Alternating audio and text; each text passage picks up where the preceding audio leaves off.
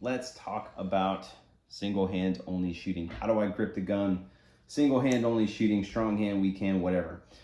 There's a lot of content out there on this stuff, and kind of like a quick search online, I saw some stuff, and at the risk of sounding like a pretentious turd, I think there's a lot of gimmicky stuff out there that pretty much no one does. That being, like, you'll see guys like go, hey, I need to do this one thing with my thumb, or I squeeze with the pinky, or I grip, with this finger, that finger. I think the majority of that stuff is pretty gimmicky, and I'm not sure like who really, really good actually executes this thing that particular way, right?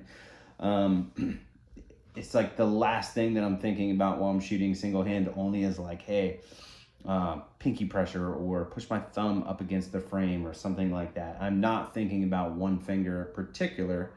What I am thinking about, though, and this is what the majority of people have trouble with while they're shooting single hand only, is don't move the freaking gun off of the target while I'm pressing the trigger, right? Majority of people, right, they start shooting single hand only, and since they remove the support hand from the gun, they, start doing things like really, really pressing the trigger with their entire hand. And, if you're doing this single hand only, chances are probably doing it while you're shooting freestyle too, but the support hand is blocking some of what you can see. So maybe you weren't aware of it before. Great reason to go out and practice single hand only shooting, to teach yourself how to not move the gun as you're pressing the trigger. But the majority of the problems that I see with single hand only shooting is people moving the gun as they're pressing the trigger. So with that, the thing that I try to conceptualize in regards to single hand only grip is, how do I grip the gun in such a way to where I can run the trigger finger in isolation of the rest of these other fingers? Because the last thing that you want to do is do something like this as you press the trigger. You don't want to press the trigger with your whole hand, because that is going to move the gun off of the target. So what I do, some of the techniques that I like to do, I will grip the gun hard with my firing hand, and I'm trying to keep the same exact pressure throughout the entire time. Because if I grip it hard and then change pressures, right, I'm not even pressing the trigger, or I'll even take that finger out of the equation. If I put different pressures on as I'm pulling the trigger or as I'm shooting, it's like I am moving the gun all over the place. So I'll grip it hard, and I'll grip it at a how do I describe this? It's like I'm not gripping as hard as I possibly can, because if I grip as hard as I possibly can, chances are fatigue will set in, and then I will get pressure changes. Maybe if you grip as hard as you possibly can and then back off maybe 10-20%, right? That's the type of pressure that you should be looking for, because it's like, it's firm, but I can hold that for a really, really long time without getting fatigued. And to me, that's really important, because again, change pressures on the gun. You move the gun around by changing pressures. So grip the gun hard, right? And then what I think about from there is, how do I do something like this? Press the trigger without moving the gun around, okay?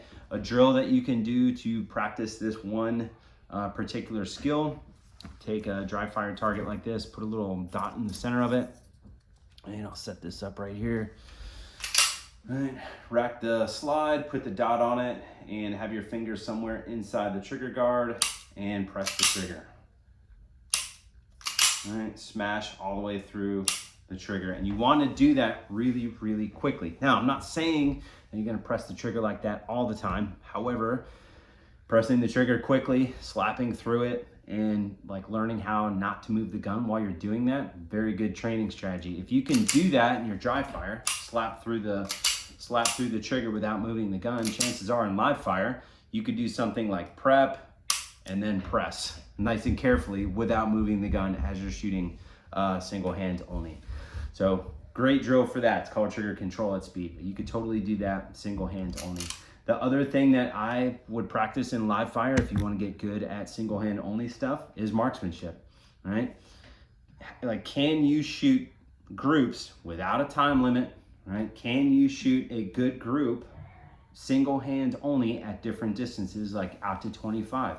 it is a good skill to go practice. And I think that it's not something that I would want to do all the time. However, if you can do that single hand only, it's only going to make the freestyle stuff easier, right? So I would, dedicate some practice time if you want to get better at single hand only stuff to shooting some marksmanship stuff. Like, can I shoot a group? I get it, it's boring, but can I shoot a group single hand only at varying distances? Another thing that I would recommend doing if you want to get good at single hand only stuff, shoot some doubles single hand only. You can also do this dry fire, right? And you see the gun move as soon as I start shooting doubles with it. It's like, well, how do I grip the gun in such a way to where the dot doesn't move? There we go. Right, this will show you a lot, and I think the majority of people will see kind of what I saw there. It's like you'll see the gun move like this in dry fire. So work that out in dry fire. How do I need to grip the gun to where I don't move it off of the target? And then go out and shoot some live fire stuff. Shoot some live fire doubles, single hand only. Right, it's going to show you how you need to grip the gun to not move it off of the target and be able to hit stuff. Last thing I'll talk about is stance. I do like to blade off. If I'm going to be shooting more than, say, 2 targets, single hand only, I am going to blade off. Right? If I blade off, take this elbow, drop it down, and then turn it in like this, it hardens up kind of this shoulder. It puts tension right here. I like that. I also take my chin, almost try to touch my chin to the shoulder. This puts the dot right in front of my face, and I don't have to do this like canting thing like a gangster. What I find is when I cant the gun like this, it recoils up that way. But if I just take this elbow, turn it down like that, it just kind of goes up and down. I like to see that a whole lot better visually. Like, it's nicer to look at rather than like way off to the left and then I have to pull it back down. The other thing that I find blading off does is it puts structure behind the gun, so it's going to do considerably less than it would if I was not bladed off, right? So essentially, blading off, putting more ass behind the gun, more or less, it's going to make the gun behave a little bit better than it would if you weren't bladed off and you just basically stood like this and allowed the gun to go up and to the left. I cannot shoot fast like that. I've tried it a bunch. So that's my thoughts on strong hand only or weak hand only shooting, single hand only shooting. Questions, comments, concerns, drop them below.